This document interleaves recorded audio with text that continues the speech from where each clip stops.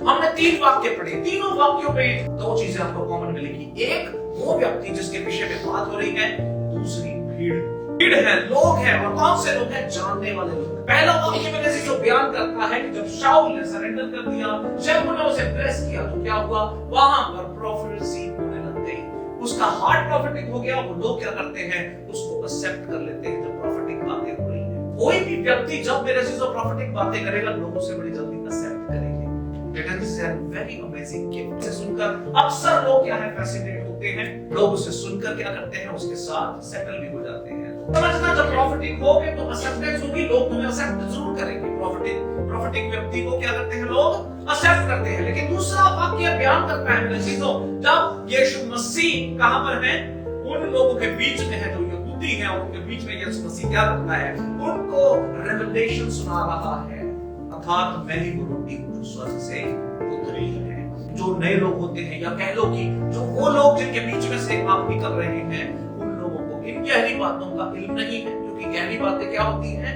किसी पर उतरती है। वो व्यक्ति जो लगन के साथ परमेश्वर के चरणों में आकर अपने आप को अर्पित करता है, केवल वही व्यक्ति क्या करता है?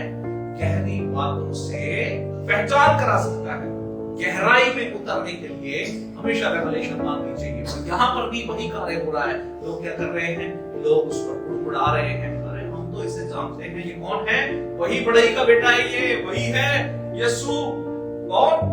यूसुफ का पुत्र है। और यहाँ क्या कर रहे हैं? डिनायल है। तो हमेशा याद रखना, जब जब रेवलेटिंग बात होगी, जब जब रेवलेशन उतरेगी, सब लोग उसे कभी एक्सेप्ट नहीं कर सकते। हालेलुया।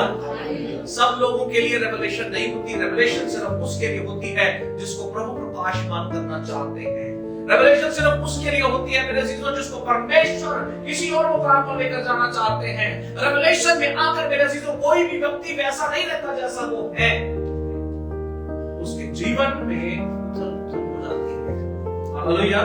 वो औरों से बढ़कर चीजों को और गहराई से समझना, देखना और जानना शुरू कर देता है।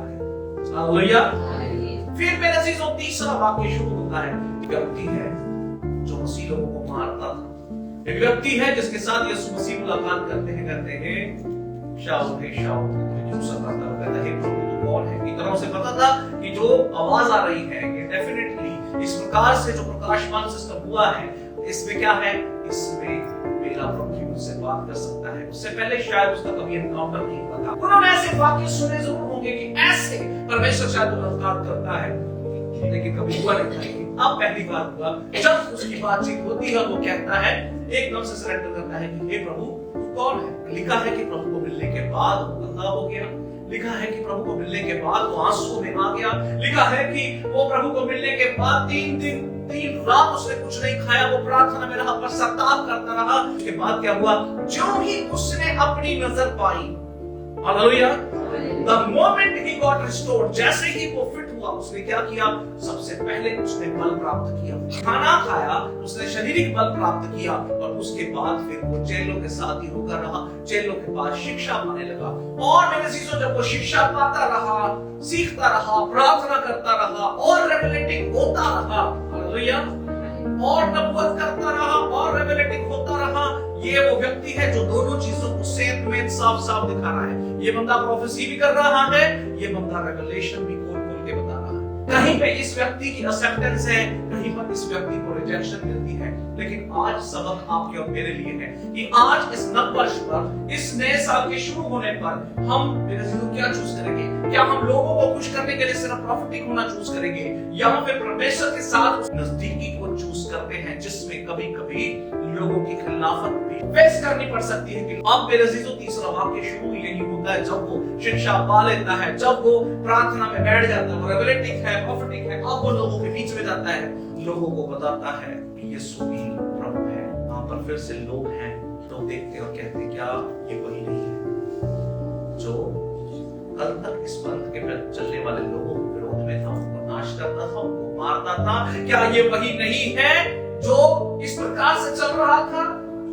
Hallelujah, hallelujah. Every time people are going to be judgmental. लोग तुम्हें देखकर हमेशा क्या करेंगे? न्यायाधीश की तरह बैठ जाएंगे। क्या ये वही बंदा नहीं है? तुम्हारा नाम लेंगे और कहेंगे हाँ ये वही बंदा है। लेकिन मेरे अजीजों, आज आपके पास ऑप्शन है। आप ये पढ़ चुके हैं। इसे पढ़ने के बाद भी यदि हम मेरे अजीजों इसके कंक्लूजन तक नहीं आए तो फिर मेरे अजीजों इसे पढ़ना, हमारा बातचीत करना, हमारा ये संगति लगाना, हमारा यहाँ पर इकट्ठे होकर गीत गाना सब व्यर्थ है। जानते हैं क्यों व्यर्थ है? क्योंकि कंक्लूजन है। कंक्लूजन क्या है? उसने दुनिया तक वो संदेश पहुंचाया जिस संदेश को वो पहुंचाने के लिए आया था। मनुष्य की परवाह ना करते हुए ये व्यक्ति क्या करता है? बस चलता जाता है, चलता जाता है। कल हमने बात की कि प्रभु कह रहे हैं कि मैंने किसको क्या किया है? राजाओं के सामने, अन्य जातियों के सामने और इस्राएलियों के सामने अपना गवाह ठहरा कर क्या कर दिया है? क्या किया है? चुन लिया है। ये मेरा चुना हुआ पात्र है।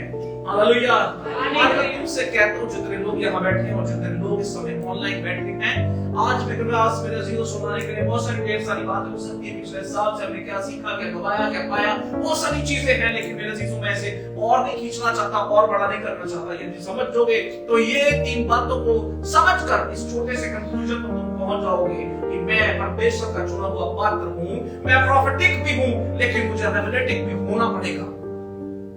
हालेलुया। सुन रहे हो? मैं प्रोफेटिक हूँ, डेफिनेटली प्रोफेटिक हूँ। तुम ये ना कहो कि देखा मैंने ये कह दिया और ये हो गया, बस इतनी सी बात खत्म। नहीं, तुम्हें जानना होगा कि कोई भी प्रोफेसी रेवलेशन के बगैर नहीं होती। हालेलुया।